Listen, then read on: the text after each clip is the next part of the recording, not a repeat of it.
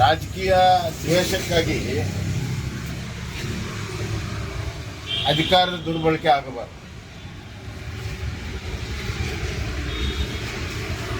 ನಮ್ಮ ಕಾಲದ ಕೆಲವು ಪ್ರಕರಣಗಳಲ್ಲಿ ನಾವು ಯಾವ ಥರ ನಿರ್ಧಾರವನ್ನು ತೆಗೆದುಕೊಂಡಿದ್ದೇವೆ ಅನ್ನೋದನ್ನು ಪೂರ್ಣ ಪ್ರಮಾಣದಲ್ಲಿ ಹೇಳಬೇಕಾಗಿತ್ತು. ಸುಮ್ಮನೆ ಪಟ್ಟಿ ಓದಿದ್ರಲ್ಲ, ಸಾವಿರಾರು ಕೋಟಿ, 450 ಕೋಟಿ.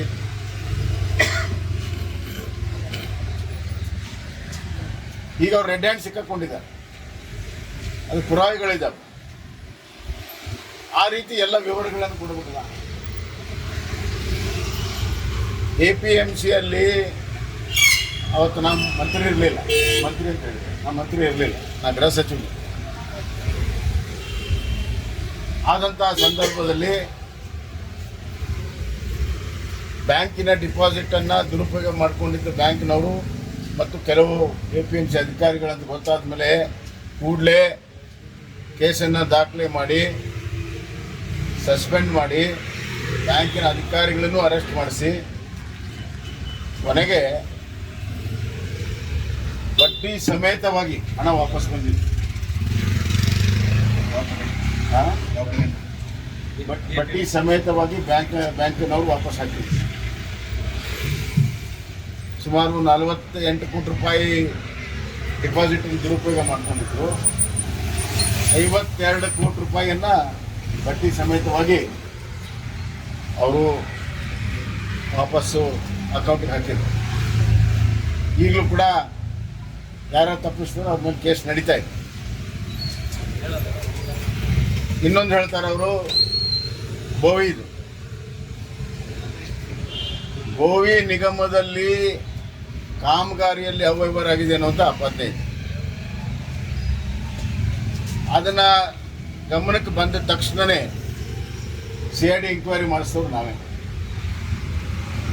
ಮತ್ತೀಗಾಗಲೇ CID ಎಂಕ್ವೈರಿ ಅವರು ಯಾರ್ಯಾರ ಮೇಲೆ ಚಾರ್ಜ್ ಶೀಟ್ ಹಾಕ್ಬಿಟ್ಟು ಏನು ಹಾಕ್ಬಿಟ್ಟು ಆ ಕೆಲಸ ಕಾರ್ಯಗಳನ್ನು ಮಾಡಿದ್ದಾರೆ. ಇನ್ನೊಂದು ಗಂಗಾ ಕಲ್ಯಾಣ ಯೋಜನೆಯಲ್ಲಿ ಹೇಳ್ತಾರೆ CM DCM ಅಂತ ಒತ್ತಡ ಆಗ್ತಾ ಇದ್ದಾರೆ. ಅಲ್ಲಿ ಯಾಕೆ ಇವ್ರ ಭಯ? ಯಾರು ಒತ್ತಡ ಆಗ್ತಾ ಇದ್ದಾರೆ? ಈಗ ಸುಮ್ಮನೆ ಇನ್ನು ಮುಂದೆ ಬರ್ಬೋದು, ತಾವು ಮಾಡಿರೋ ತಪ್ಪು ಬಯಲಿಗೆ ಬರ್ತೈತೆ ಅಂತಂದು ಪ್ರಿಯಂಪ್ಟ್ ಮಾಡಕ್ಕೆ ನೋಡ್ತಾರೆ. ಇದೆಲ್ಲ ಏನು ಅಂತಂದರೆ, ಎಲ್ಲ ಹಗರಣವನ್ನು ಮಾಡಿದಂಥ ರಾಜಕಾರಣಿಗಳ ಸ್ಟ್ಯಾಂಡರ್ಡ್ SOP ಅಂತ ಸ್ಟ್ಯಾಂಡರ್ಡ್ ಕೂಡಲೇ ನನ್ನ ಮೇಲೇ ಬರುತ್ತೆ. ಇದಕ್ಕೂ ಕೂಡ ಹಲವಾರು ಕಾಂಗ್ರೆಸ್ ಮಂತ್ರಿಗಳು ನಮ್ಮ ಮನೆ IT ರೇಡ್ ಆಗುತ್ತೆ ಅಂತಿದ್ರು. ಅವರೇ ನಮ್ಮನೆ IT ರೇಡ್ ಆಗುತ್ತೆ, ಅಲ್ಲಿ ಯಾವುದೋ ಆಫೀಸರು ಅಥವಾ ಕಾಂಟ್ರಾಕ್ಟರ್ ಮನೆ ರೇಡ್ ಆದರೆ ನೆಕ್ಸ್ಟ್ ನಮ್ಮನೆ IT ರೇಡ್ ಆಗುತ್ತೆ ಅಂತ. ಯಾಕೆ ಕುಂಬಳಕಾಯಿ ಕಾಳಂದ್ರೆ ಅಡಿಗೆ ನಾನು ಹೇಳಿದ್ರು, ಅದಕ್ಕೆ ನಾವು ಅಂಥ ನೀರು ನಾವು ತೊಗೊಳ್ಳೋದು ಅಂತ. ಈಗ ಅವ್ರದ್ದೆಲ್ಲ ಯಾರು ಬ್ರಹ್ಮ, ಈ ಕರಪ್ಷನ್ ಬ್ರಹ್ಮ ಯಾರು ಅನ್ನೋದು ಈ ಜಗತ್ತಿಗೆ ಗೊತ್ತಾಗಿದೆ. ಇನ್ನು ಹಲವಾರು ಹಗರಣಗಳಿದೆ, ಎಲ್ಲ ಹೊರಗಡೆ ಬರ್ತದೆ. ಅವತ್ತು ತನಿಖೆ ಕೊಟ್ಟಿದ್ದೇವೆ, ಈ ಲೋಕಾಯುಕ್ತಕ್ಕೆ ಕೊಟ್ಟಿದ್ದೇವೆ. ಒಳ್ಳೆ ಪ್ರಶ್ನೆ ಕೇಳಿದ್ದೀನಿ. ಸುಮಾರು 40ಕ್ಕಿಂತ ಹೆಚ್ಚು ಪ್ರಕರಣಗಳು ಅವ್ರ ವಿರುದ್ಧ ಲೋಕಾಯುಕ್ತದಲ್ಲಿ ಎಂಕ್ವೈರಿಲಿದ್ದಾವೆ, ಬೇರೆ ಬೇರೆ ಹಂತದಲ್ಲಿದ್ದಾವೆ.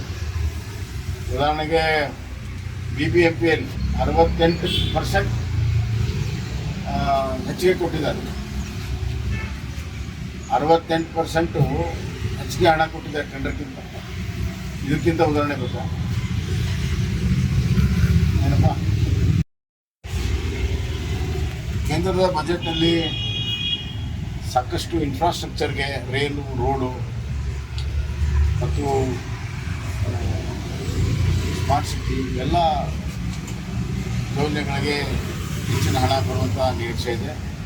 ಮತ್ತು ಕೃಷಿ ವಲಯದಲ್ಲಿ ಹೆಚ್ಚಿನ ಒಂದು ಅನುದಾನ ಲಭ್ಯ ಆಗುವಂಥ ಒಂದು ನಿರೀಕ್ಷೆ ಕೇಂದ್ರ. ಪಾಪ MLAಗಳ ಪರಿಸ್ಥಿತಿ ಏನಾಗಿದೆ ಅಂದರೆ, ಆ ಕಡೆ ಜನರ ಹತ್ರ ಹೋಗೋಂಗಿಲ್ಲ. ಜನ ಏನು ಕೆಲಸ ಮಾಡಿದ್ದೀರಿ ಅಂತ ಕೇಳ್ತಾರೆ. ಈ ಕಡೆ ಮಂತ್ರಿಗಳ ಹತ್ರ ಹೋಗಂಗಿಲ್ಲ, ಯಾಕಂದ್ರೆ ಮಂತ್ರಿಗಳು ಯಾರು ಅಂತ ಕೇರ್ ಮಾಡ್ತಾರೆ. ಹೀಗಾಗಿ ತ್ರಿಶಂಕ ಸ್ಥಿತಿಯಲ್ಲಿರುವಾಗ ಅವ್ರು ನ್ಯಾಚುರಲ್ ಆಗಿ ಶಾಸಕಾಂಗ ಸಭೆಯಲ್ಲಿ ಆ ವಿಷಯಗಳನ್ನು ಎತ್ತಿ ಆಕ್ರೋಶ ವ್ಯಕ್ತಪಡಿಸಿದ್ದಾರೆ. ಇವತ್ತಿನ ಆಕ್ರೋಶ ಮುಂದಿನ ರಾಜಕೀಯ ಬೆಳವಣಿಗೆಗೆ ನಾಂದಿ ಆಗುತ್ತೆ.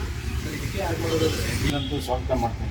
ನಮ್ಮ ಕ್ಷೇತ್ರಕ್ಕೆ ಸಿಗುತ್ತೆ ಕೊಡಲಿ ಅವ್ರು ಏನು ನಮ್ಮ ಅನುಪಸ್ಥಿತಿ ಎತ್ತಂತ ಇದೆ ಸರ್ ಈ ಬಾರಿ ಅಧಿವೇಶನ. ಯಾಕಂದ್ರೆ ಅಶೋಕ್ ಅವರು ಇರ್ಬೋದು, ವಿಜೇಂದ್ರ ಅವರು ನೀವು ಕೂಡ ಮಿಸ್ ಮಾಡ್ಕೊಳ್ತಾ ಇದ್ದೀರಾ ಈಗ? 21 ಅಕ್ರಮಗಳ ಪಟ್ಟಿ ಓದಿರಲ್ಲ, ಸಡನ್ ಆಗಿ ಕೌಂಟರ್ ಕೊಡೋದಕ್ಕೆ ಅವ್ರು ಕೌಂಟರ್ ಕೊಡೋದಕ್ಕೆ ಧರಣಿ ಧಿಕ್ಕಾರ ಅಲ್ಲ ಅವ್ರು ಏನು 21 ಪಟ್ಟಿ ಅದು ಯಾವ್ದು ಹೊಸದಿದೆ ನೀವು ಹೇಳಿ ಸರ್ ಅಲ್ಲಿ ಹುಡುಕಿ ಒಂದೇ ನಿಮಿಷ ಎಲ್ಲ ಹುಡುಕಿ ಹೇಳಿದ್ದಾರೆ. ಅದೇ ರೀ ಅಲ್ಲ ಅವರು ಅಲ್ಲಿ ಯಾರ್ಯಾರು ಇದ್ದಾರೆ ಅವ್ರು ಟಾರ್ಗೆಟ್ ಮಾಡಿದ್ದಾರೆ.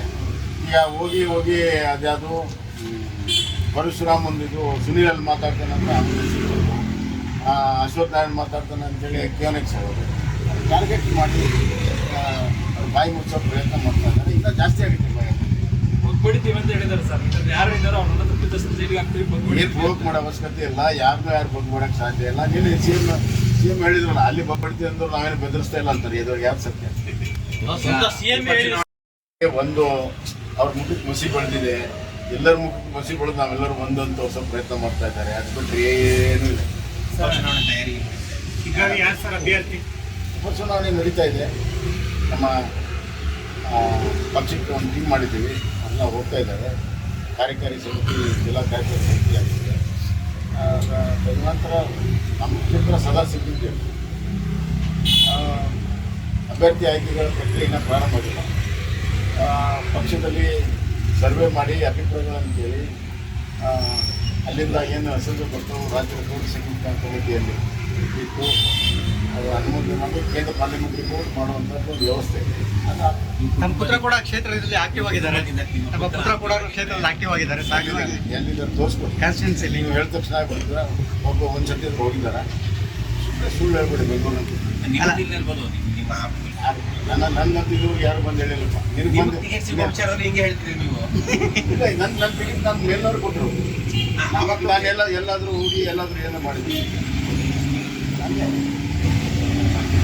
ಕ್ಷೇತ್ರದಲ್ಲಿ ಯಾರು ಆಗ್ಬೇಕನ್ನೋಂಥದ್ದನ್ನು ಭಾಳ ಮುಖ್ಯವಾಗಿದೆ. ಜನರ ಅಭಿಪ್ರಾಯ ಏನಿದೆ ಅದಕ್ಕೆ ಮನ್ನಣೆ ಕೊಡ್ತೀವಿ. ಅದನ್ನು ಗೆಲ್ಲಬೇಕು ಕಂಟಿನ್ಯೂ. ಅದರಿಂದ ಯಾವುದೇ ಒಬ್ಬರನ್ನ ಮನಸ್ಸಲ್ಲಿ ಇಟ್ಕೊಂಡು ನಾನು ಎಂದೂ ಕೆಲಸ ಮಾಡಿಲ್ಲ, ಮಾಡಿದ್ದೀನಿ. ಈಶ್ವರಪ್ಪ ಸರ್ಕಾರ ಬಗ್ಗೆ ಏನಾದ್ರು ಚರ್ಚೆ ಆಗ್ತಿದೆ? ಹೈಕಮಾಂಡ್ ಲೆವೆಲಲ್ಲಿ ವಾಪಸ್ ನನಗೆ ಮಾಹಿತಿ ಇದೆ. ಹಾಗೆ ಪರಿಷತ್ ವಿಪಕ್ಷ ನಾಯಕ ಆಯ್ಕೆ ಕೂಡ ಆಗಲಿಲ್ಲ ಇನ್ನೂ. ಅದೇನಾದ್ರು ಮಾಡ್ತಾರೆ. ನಮ್ಮ ರಾಜ್ಯ ಅಧ್ಯಕ್ಷರು ಎಲ್ಲ ಮೊನ್ನೆ ಕೋರ್ ಕಮಿಟಿಯಲ್ಲೆಲ್ಲ ಮಾತಾಡಿದ್ದಾರೆ. ಶೀಘ್ರದಲ್ಲಿ ಆಗ್ತದೆ. ಬಿಜೆಪಿ ಸಂಸ್ಕೃತಿ ಇದೆ ಸರ್. ಈಗ ಸಮರ್ಥರು ಜಾಸ್ತಿ ಇರ್ತಾರೆ. ಹಿಂಗಾಗಿ ಜಾತಿ ಸಮೀಕರಣ ಸಂಕಷ್ಟ ಆಗಿದೆ ಸರ್. ಮತ್ತಷ್ಟು ಸುದ್ದಿಗಳಿಗಾಗಿ ನೋಡ್ತಾ ಇರಿ ಪಬ್ಲಿಕ್ ನ್ಯೂಸ್ 24x7. ಇದು ಸತ್ಯದ ಧ್ವನಿ.